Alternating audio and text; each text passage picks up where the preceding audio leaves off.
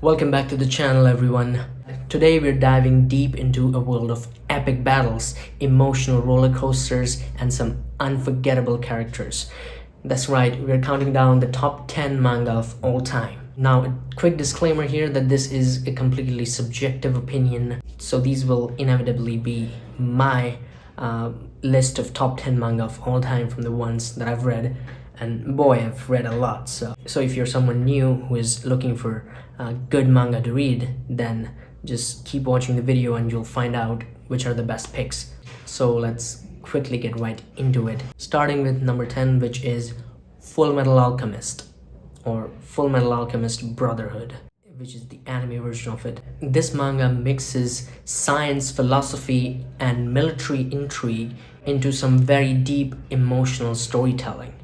So Fullmetal Alchemist follows the story of two brothers who have their bodies disfigured because they perform a forbidden technique in alchemy. If you guys are familiar with what alchemy is, it is the old sort of metaphysical science of combining different substances together in order to create new elements using some kind of magic. This manga has some really great characters and especially a really great set of antagonists, which are the seven deadly sins in this case, which are all just amazing characters. So I highly recommend Fullmetal Alchemist to anyone who likes standard shonen stuff such as Naruto or Dragon Ball, and it's a really good series to start off with. Both the manga and anime versions of Fullmetal Alchemist are equally good in my opinion, so you can start with either one of those. Next up, number 9 on the list, we have Monster. Monster is a manga written by Naoki Urasawa, and he is one of the greatest manga artists of all time because his ability of creating amazing characters is just so fucking unique. Monster is basically a mystery thriller type of thing. So it has a lot of crime in it, and the protagonist is Dr. Tenma, who is a doctor who ends up saving this little boy and feels really good about it because he has a choice to save two people that night or to perform operations on two people, one of which is an influential politician who is old and just pretty much useless, and another one is this little boy who gets shot in the head. He decides to not follow the orders of his superiors, and instead of saving the life of the politician, he saves up the little boy. But just to his surprise, when the little boy grows up, he becomes a serial killer. So that's the whole premise of Monster, and it's one of those series that will have you just keep turning the pages until there's just no pages left. You'll really enjoy it, and I actually prefer the manga version here. The anime is very slow paced in my opinion, so you should just read the manga. On number 8, we have Berserk by Kentaro Miura. Now Berserk has some really dark themes in it, which are coupled by some of the most amazing artwork that you're ever going to see in manga. If you like manga art, then Berserk is definitely a must-read. It follows sort of a dark fantasy timeline in which there are lots of monsters and creatures that are just fucking weird, if you ask me. It's definitely one of the more mature stories, which is why it's one of the seinen manga, or manga aim towards more mature audiences. And I've not seen the anime version, so I don't know how does it compare to the manga, but the manga is definitely a must-read.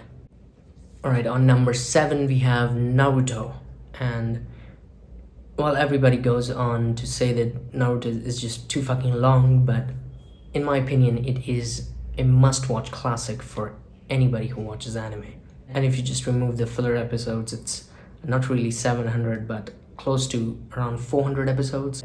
All of them have really amazing stories. Like this ninja universe of Naruto is something that anyone can relate to, as in there are parts in the story that will be relatable to everyone. And I say that very confidently because Naruto does a very good job of mixing different genres.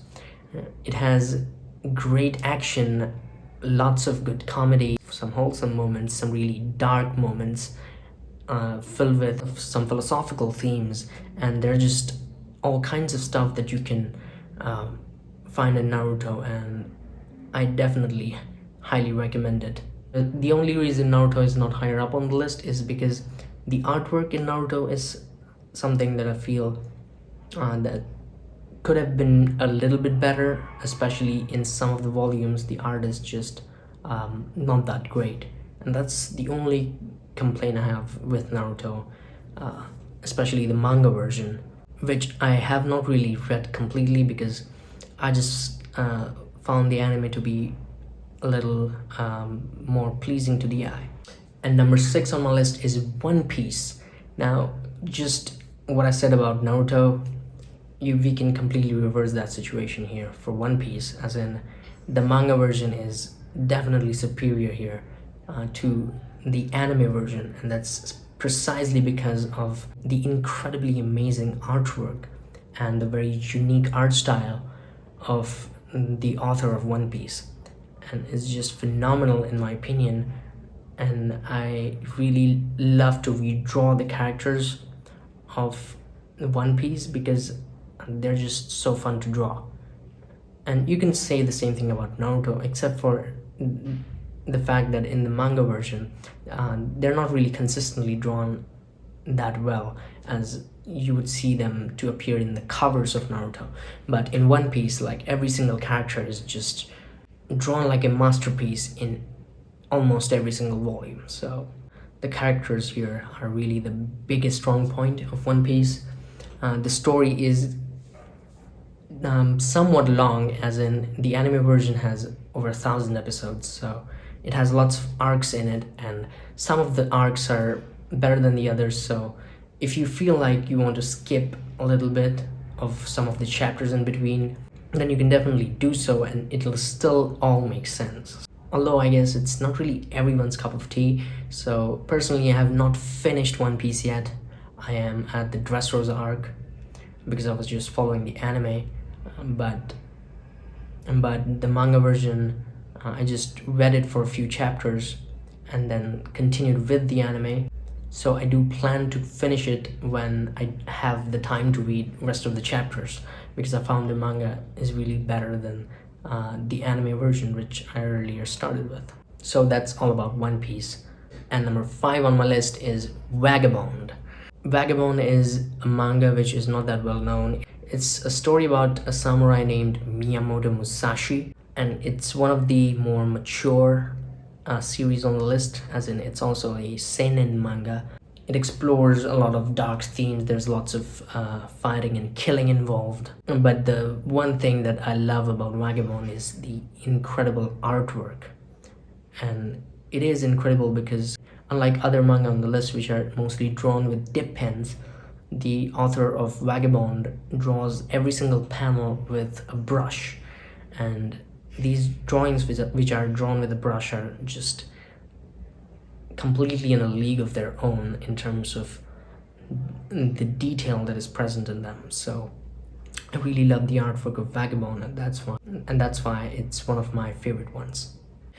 And on number 4, I'll put in Death Note.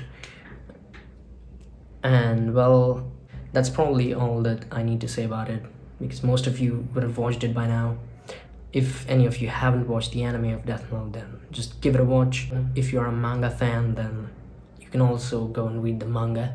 They both are equally good in my opinion, and it's just a really, really good story. Again, if you've not watched Death Note, just give it a watch. On number 3, we have Dragon Ball.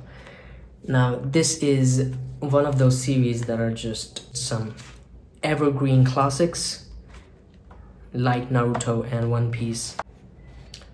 But one of the things that differentiates Dragon Ball from every other manga on this list is the fact that the artwork in Dragon Ball is some of the most unique art that you can find in manga. So all of the character designs are just so well thought out. Like, you can probably tell the name of any character right from their silhouettes, which is not something that you can say about most other manga series. And the story as well is just such an epic adventure.